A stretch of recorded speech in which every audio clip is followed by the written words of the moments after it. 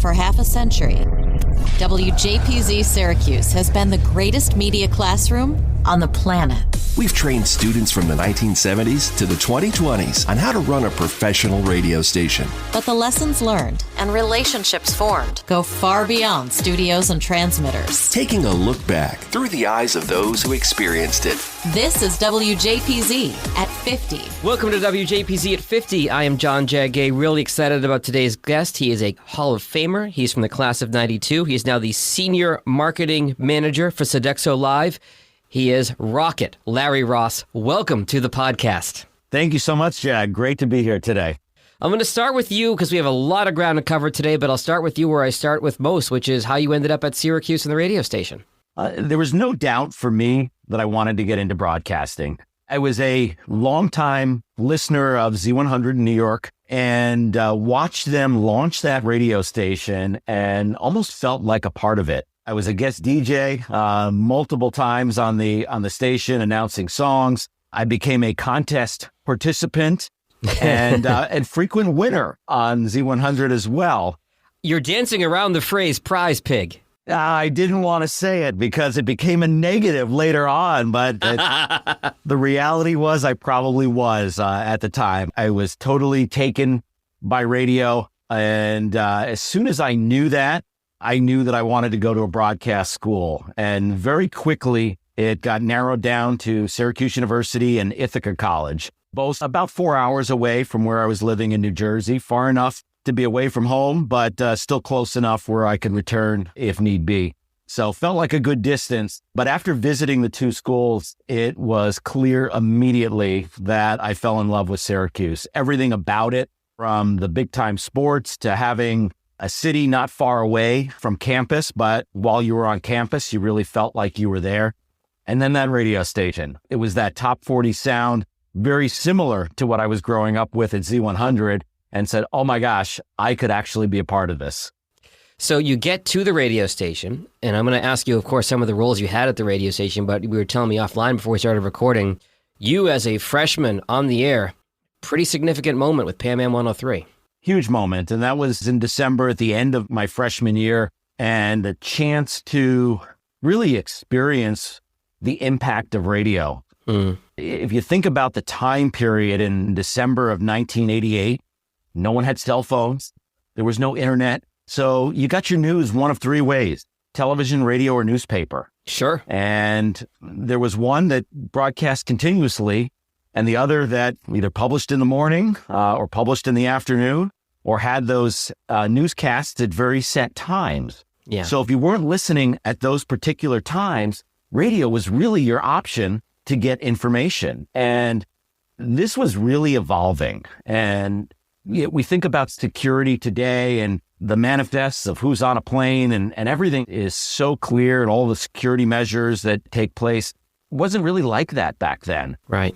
You had an ability literally to hand somebody your ticket, and with a brief change, you could change what flight you were on. So students were literally passing tickets back and forth. Oh, I'm going to take the later flight. I'm going to take the earlier flight.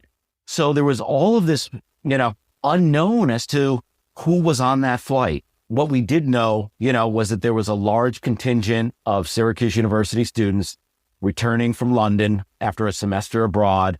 And we knew that there were some amount of those on that flight. And when the crash happened and word started to filter out, we moved to a news format that afternoon and evening as the information flowed out. For the first time in probably a really long time, the station decided to shut down over the overnight period out of respect for the unknown number of students who were aboard that flight. When we came back on the air the next morning, the Crazy Morning crew turned to an all-news format and, for 4 hours just reported the information as it was coming in. I was doing the midday shift, and I was only doing that because I think our program director wanted to fill all the open slots on the jock list so he could go home for the Christmas break. Well, yeah, because this is a week before Christmas, so you're kind of a skeleton crew at that point, right? Skeleton crew, but Syracuse University final schedule went a lot later then than it did now. I had one of the last days scheduled for finals, so I was still on campus and signed up for had hoped to sign up for 2 midday shifts. And I remember at that point, I had been cleared for up to 11 to 2 in the evening. I had moved past that overnight slot, but I had not yet been cleared for middays. And I remember Darren McKee, the program director, saying, well, let's wait a few more days. And if nobody signs up for it, you can have it. And ultimately, he said, okay, those shifts are yours. Little did I know how impactful those shifts would be. Because even during that midday shift, I remember Dave Roberts, who was also a freshman at the time, had attended the university's press conference as a member of the JPZ news department and came back from that with a list of the 35 students who were aboard that plane. And remember now, newspaper has already published that day.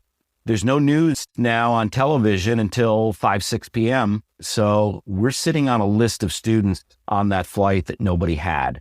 At the same time, we're also giving information out on services at Hendricks Chapel, where students could go to get resources. We never read that list of students on the air, but it became apparent that we had that information. And I started fielding phone calls during that shift, fraternity brothers and sorority sisters wanting to know if members of their house were on that flight, students calling to find out if their roommate was aboard.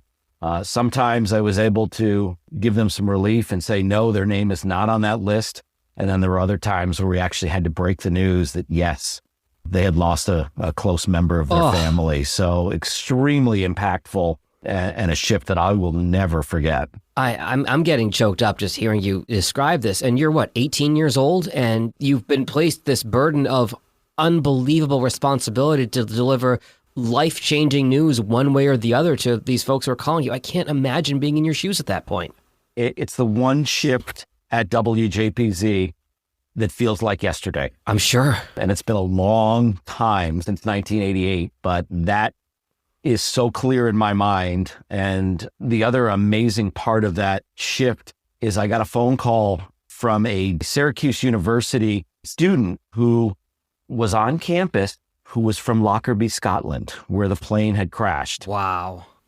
Again, thinking about the time in the 80s, no cell phone, no internet.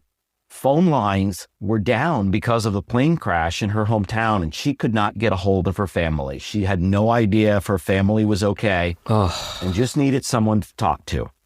And, wow, talk about the power of radio and the impact you can have on individuals, whether delivering news to them or just being that shoulder of somebody to listen to that they could speak to and share a moment with. So very, very powerful day, and clearly one of the most impactful days for me at WJPZ. So in between these phone calls, Rocket, you're just playing music and just kind of somber breaks? I mean, what does that look like? Yeah, we had toned down the music on the station. It took out everything overly upbeat, anything, slightly controversial. I still remember a talk up, providing information on resources, where current students could gather at Hendricks Chapel for some services, and doing a talk up over Phil Collins' Two Hearts. And that was the kind of music, that we were playing at the time, keeping everything, really low key. And, we needed to get back to music and back to what we were doing, but wanted to do it in a very respectful way. And again, throughout this podcast, we've seen so many parallels of different generations that dealt with similar things. I mean, for me, the only comparison that comes to mind was being on the air on September 11th and having to provide news, provide resources. We have an episode of the podcast where we talk about that with Leah Peterman, Brett Bossy, and I, who were all on the air that day. And then we made the decision at some point to have to change back over to music and really scale down that playlist, take out anything too upbeat, anything that might be interpreted as insensitive. I mean, the parallels between these two events, and obviously September 11th didn't hit quite as home as Pan Am 103 did, but we of course had students that had parents in the towers and all that kind of stuff. So it really is an odd parallel when you look at those two events. Two major impacts on Syracuse University. Obviously, yes, like you said, Pan Am more directly involved students, but we know with the size of Syracuse University, countless numbers of students, and probably more so than not, knew someone who was impacted severely by September 11th. So yeah, it absolutely, major impact. Because there's no easy way to transition out of this, we're going to take a quick break. We're going to come back with Rocket Ross and talk about more stuff at the station and his career ever since. It's the podcast celebrating the world's greatest media classroom. It's WJPZ at 50. Hey JPZers, it's Sam Candell, class of 2018 and chair of this year's Banquet Committee. Banquet 38 will be March 4th, 2023, and time is running out to get your tickets. You can buy tickets now for $125 through February 28th. Get them now through the link in our show notes. Looking back at half a century of broadcast excellence. This is WJPZ at 50. Back with Rocket Ross from the class of 92, talking about all things JPZ. So we talked about the significant events of Pan Am 103 a moment ago, but tell me what else you did at the station, how else you were involved, and what stuff was going on while you were there. Just a great time at WJPZ, and I wanted to get involved in as many different departments as I could. Interestingly enough, while I was going through jock training and learning to be a DJ and getting that first chance to go on the air, I joined the research department, known as the audience research department, and we did call-out research at the time, literally using a phone book and calling people in the Syracuse area, playing little snippets of songs, getting feedback from them on the music we were playing, as well as some demographic information. One of the other roles as a member of the audience research department was tabulating the votes for the top 8 and 9. Yes. So getting a chance to hang out with our top 8 jocks, answer the phones for them, provide them all of the information, get the callers ready to announce the songs. Who were some of those jocks as you were coming up through the ranks at that point? At that point, Jim Mahoney was on the air. Kristen Sloan was on the air. I think Mike Sullivan was on the air. It was a little early for, the Hal Roods, the Scott Meaches. And then, over the next year, you started to see them move into those. But, just a great group of air personalities to learn from and to be able to shadow. So kind of accomplishing 2 birds with one stone, learning while helping them through their shift. So eventually I got an assistant program director position, ultimately became chief announcer in charge of training, air checks, and scheduling of all of our DJs on the radio. I worked in promotions. I was a vice president of operations. Filled a lot of different roles at the station in my time. And certainly while we were there summers, you wore a lot of hats while we were a little bit more of a skeleton crew, which turned out to be just an awesome opportunity to learn about radio and learn about all the different things that the different departments did. I even got a chance to do a little sales. Who knew that I could sell a sponsorship to a bank and get them to give us cash to give away as part of the 89 days of summer? Which bank was it? Oh, boy. Geddes Savings and Loan. All right. On the outskirts of Syracuse. But that's when you knew the power of the signal reaching all parts of the Syracuse metro area. There's a windmill in Geddes, as I recall. I'll take your word for it. So after you graduate in 92, take me through your career path. And I've got to imagine all the stuff we've talked about previously at the station taught you a lot of lessons applied throughout your career since. Tell me where you were in the last 30 years. Yeah, wow. 30 years. Ooh. It actually started while I was at WJPZ, and I knew I wanted to get into radio at the time. So an internship at Hot 97 under Rocco Macri. Yeah. And some on-air work for WPST in the Trenton, Philadelphia market. And ultimately, that led to 2 jobs in the Syracuse area and just beyond the Syracuse area. Opportunities at Y94, both in on-air and promotions during my senior year. And a radio station that was going live for the first time in Watertown, New York, T93, offered me a noon to 6 Saturday, Sunday weekend slot. And I did that during my senior year. And then upon graduation, they also named me promotion director of the station. But I never moved to Watertown. I commuted to Watertown, still living in Syracuse at 507 University Avenue, the famous home of so many JPZ alums, and trying to be a professional while still living the student life for an extra year after graduation. So some fun times, but after doing a winter of commuting. That was my next question, a winter of commuting between Syracuse and Watertown up 81. Oof. Snow will never scare me again. You learn to respect it. I bounced off snowbanks. I went through whiteouts, you name it. I had some very treacherous drives, but I knew one winter of that was enough. And I quickly, started applying for additional opportunities and was offered a promotion director job in Rochester, New York for an AM/FM combo, a country station and a big band AM station at the time. Two formats I knew very little about, but I knew about promotions and was prepared to step in. That was right at the age of duopoly. So during my 4 years there, we bought 2 additional FM signals, an oldies station and a classic hit station. And they continued to add additional hats to my head, where I was now overseeing marketing and promotions for a 4-station group. Working a ton of hours, making very little money, but having the time of my life. When I was approached by a local promoter of Broadway shows and concerts at a local amphitheater, because we worked so closely with them as a radio station to promote all of their activities, they were looking for a director of marketing. And it was one of those phone calls where they said, hey, do you know anybody who might be interested in this? While also putting the feelers out. And I said, I just might. Maybe we could talk and have lunch. And sure enough, turned into an opportunity to be their director of marketing, oversee the advertising, promotion, and publicity for a full concert lineup at an outdoor amphitheater in the summer months and a full Broadway lineup in the fall, winter, and spring, and then assorted concerts, kids shows, you name it, at the local arena and auditorium. And certainly one of the most fun jobs I've ever had, being able to meet so many different artists, so many different entertainers, tell all those great stories of, who was fun to throw a Frisbee with and who rolled off the back seat of the limo because they had too much to drink before the concert. So, any chance you want to drop a name there? Joe Cocker. There you go. There it is. Rest in peace. But a great entertainer. No, I remember taking Nell Carter to Wegmans because she needed Epsom salts to soak her feet. Taking Alan Thicke for a garbage plate in Rochester. There you go. And, hearing some very interesting stories of his career as well. So some very fun times. I met my wife there, who was running the box office, because we were working all week long to do all the marketing for all of the shows. And then all the shows were on nights and weekends.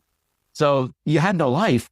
The only people you hung out with were the people you worked with. So your work wife eventually became your actual wife. Yes, in many ways. And we didn't like each other at the start either, but stranger things have happened. So I spent 3 years there and then was offered a position moving into restaurant marketing. And the parallel was that the local restaurant franchise group that owned ultimately almost 80 Burger King and Friendly's restaurants operated restaurants in the same territories that we were marketing to for our concerts and events while I was at the Rochester Broadway Theater League. You never would have expected going from, entertainment marketing over to restaurant marketing, but I was working with the same radio and TV stations to buy advertising, the same newspapers, using the same print vendors, to print signage and different things. So it became a natural fit. And I actually spent almost 13 years with them as they continued to grow and expand their portfolio. And then ultimately, many people know Friendly Corporation went through some tough times. They had declared bankruptcy. And as a franchise group, guests don't understand the difference between a franchise restaurant and a franchisee restaurant. They just know the name and they know, oh my gosh, you're going through tough times. Restaurants are closing. Is my restaurant going to close? And we saw business really kind of tail off, where ultimately our owners decided to sell back to Friendly Ice Cream Corporation all of the restaurants they owned, and then led to an elimination of my position because they couldn't afford a full-time marketing director after they had divested 75% of their portfolio. So, God, I miss Friendly's. Jeffy K, if you're listening, I miss Friendly's. Friendly's was great. And that ultimately led me to Sodexo. And I joined Sodexo in January of 2014. And I joined initially in their universities division, doing marketing for all of the college campuses in New York, New Jersey, Connecticut, and part of Massachusetts, where they operated the dining programs and the retail programs on campus. Before too long, I moved into the sports and entertainment division, which after the purchase of Center Plate got renamed as Sodexo Live. And now I oversee field marketing for all of the stadiums and arenas, convention and conference centers, museums, zoos, aquariums, amphitheaters, amusement parks, auditoriums, ski resorts, you name it, that we operate throughout North America. What you do is fascinating because, full disclosure, you invited me out to a Michigan football game last year when you came out, and we were in the suite, and you were telling me all these things about the science and the research about what goes into a menu and how you design a menu and the font and the items. The science behind that is absolutely fascinating. It really is. And I love the ability to get people to buy what we want to sell. I like it. And if you think about Panera Bread, if you can picture a menu board, what do you see? You see that You Pick Two entree on there. And why do you see that? Well, it's raised up above the rest of the board. It's in the center. It's got a different background color. It's got a high impact food photography with it. And that's one of their most profitable items, but it also is one of their most high satisfaction items because guests feel like they get variety. I got to choose, part of it's sandwich and a salad, or a salad and a soup. So they walk away feeling good, but Panera walks away with some decent profit. You're certainly paying more than just half the price of that half a salad and half the soup. So they're making good money. You're walking away satisfied. And everybody wins. And today, with all of the changes that are coming to technology to change the guest experience, especially in stadiums and arenas, walkout markets where you don't even need to check out and pay anymore, where the Amazon Go cameras pick up what you purchase and charge your account, in-seat ordering, QR code ordering, there's pickup lockers in certain stadiums, all different things that really change the guest experience to ultimately get you back to your seat faster so you can enjoy what you came for and don't have to spend your time waiting in line. So a fascinating group to work for, and especially with all the technology changes that have come in recent years. If there's one thing that benefited from COVID, it's QR codes. Those things were dead in 2019. Everybody knows how to work a QR code now. Let me bring it back to JPZ Rock. At a time that I think a lot of our alumni don't know that much about is the receivership era in the mid to late 90s. The station went through some difficult times, and correct me if I'm wrong, you were on the board of directors at that point. Do I have that right? So there were two pieces to it. First, I received a letter from Dean Barry Wells, who was the Dean of Student Relations and Vice President for Student Affairs at the time, asking me to sit on a receivership committee that was being formed that would kick off in January of 1998. And that went on for almost a full year. And then beyond that, they formed a revised board of directors for WJPZ, including alumni representation. And at the end of 1998, all the way through 2003, I held the alumni board seat on that JPZ board of directors. Okay, because that's where I first met you, because I got there in fall of 98 and graduated in 02. So I got there and I'm hearing words like receivership and things like that. And I'm like, what the heck happened before I got here? So kind of give us just a quick 101 on what happened with the station and why this was necessary. There were really three things cited in the letter for the rationale for forming a receivership committee: struggles with finances, problems with organizational structure, and the obligations for license renewal. Financial. Not just financial, but our license renewal was held up due to challenges that had been taking place. So we were working through that process to make sure that the WJPZ license would live on. Mm-hmm. New group of students. I think we're coming off of the Pulse era. So a lot of turnover in the change in format. And they cited the inexperience of the students, well-meaning students, but a lot of inexperience. So they had accumulated substantial debt, including almost $30,000 in debt just with our attorneys that were helping with our license renewal, and other debt as well. The license renewal had been held up longer than it should have, and that may have been somewhat a function of the FCC, but it was also a function of the challenges that had been put in against us. There was a student group grievance that was put in place citing potential discrimination. So there was a lot of struggle for that station group. And really, more than anything, they needed guidance. Mm-hmm. Because you can imagine, as students going through things like that, it's just not something you've done before. we all took those lessons and used them elsewhere, but you didn't have lessons from before that to apply to WJPZ, and especially when it was going through tough times. So we had monthly meetings. I would make the monthly commute from Rochester whenever I could. If not, I would join, via teleconference. But on that were faculty representatives, other members of the university, and other members of the Syracuse community, as well as obviously the students from WJPZ. And, they would take us through the steps they're taking. They would look to us for guidance. There was a lot of communication between meetings of how they should approach certain things and how they could kind of turn things around to get the station whole and right side up again. Any of those factors you cited, did it seem like any were more of a concern than the others, or was it all of them in totality? I think it was all in totality. Certainly, anytime you have significant debt, that raises some eyebrows. And if you want the ability to continue to operate, you have to have the financial means to do so. But at the same time, if you don't have a license, you're not going to operate either. So fair enough. Those two things were major factors. And then, the challenges that some of these groups, had pushed against WJPZ, really, they just needed to reorganize. There were some challenges as well legally with sponsorships that we were running that may have stretched the line of what we legally could or couldn't do. And that was used as a potential challenge against our license renewal as well.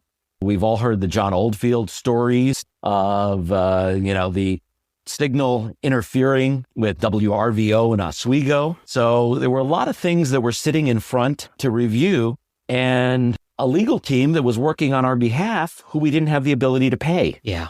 So all of those factors together really put the station in a really tough time. And, while no one wanted to see receivership, and I remember, coming back to the banquet weekends and talking at the alumni meeting and kind of explaining what receivership was, there was a lot of pushback that, hey, this isn't a good thing. But the reality is, without all of those different individuals providing support and guidance to the students, I'm not sure that any student group would have been able to turn it around completely on their own. It kind of had to be a little bit full circle for you, Rocket, because you're there late 80s, early 90s, the flamethrower days where the station goes independent from the university and it's raking in all this kind of cash, like you said, cash to give away from banks, literally. And then, 10 or so years later, we're looking at the situation where the station is in real jeopardy at this point. And I think it's probably a credit to you and the folks that you went to school with to say, hey, you know what? I'm being called upon to step up here because this station means too much. We have to do what we can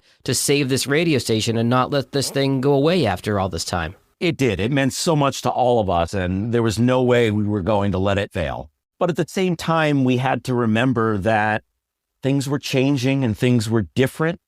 And not every student there today, today in the late 90s, was the same student that was there in the late 80s and early 90s. So just because we were able to be financially independent, that we were able to generate all of this revenue from sponsorships, that we were able to staff the station 24/7, 365 days of the year, didn't mean that all of that could still happen today. So you had to keep an open mind, which I'll admit was tough for me because I wanted them to succeed in the same way that we did and said, hey, we gave away cars 3 years in a row. What do you mean you can't sell a sponsorship, But you couldn't say that. You had to provide some guidance, some ideas. We were short on money for printer paper to print our selector logs at that point. So yeah, night and day. Feast and famine for sure. And I think it's to your credit and to everybody involved in that time. I know Dina Jacoby at her Hall of Fame speech told the story of receivership and basically looked around the room at a bunch of jaws on the floor because I don't think folks know that. So I'm glad we spent a few minutes kind of talking about that because, it was a difficult time for the station, but it was absolutely key in the station's survival. So thank you for your role in all of this. Well, you're welcome. There were a lot of people at play. And honestly, the students who brought us through, they were the implementers. We may have given them some ideas or some guidance, but they needed to make it happen. So credit to Dina and all of the students who were there at the time for really turning things around. Let me bring it back bigger picture. What are some great memories you have from the station, relationships you've had, funny stories, that kind of stuff before we wrap it up, Rocket? There's so much. And honestly, we could probably do a whole podcast just on those memories. But I think when I go back to memories, the first memory is my first on-air shift. And it was an overnight, obviously, from 2 to 4 a.m. It followed a show called the Sunday Night Love Flight. Yes. And, many people remember that. And what a group led by a gentleman who went by the name of DJ Finesse on the air. And all love songs and dedications. And to set the stage, they had every light in the studio off. They had candles on. There was incense burning. And a group of probably 10 to 12 individuals in the station from 10 p.m. to 2 a.m. on a Sunday night doing the Sunday Night Love Flight.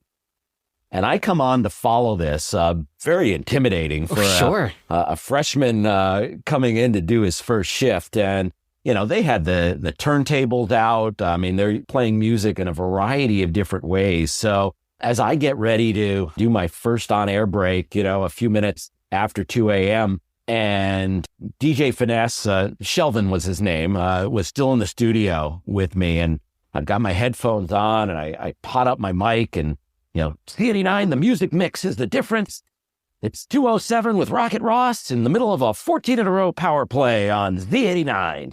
And I finish it and I pot the mic down and I take my headphones off and sweat's pouring from my brow. And he turns to me, he goes, "That was great." He goes, "Next time," he goes, "press this button here. That'll actually turn your microphone on and people will be able to hear you."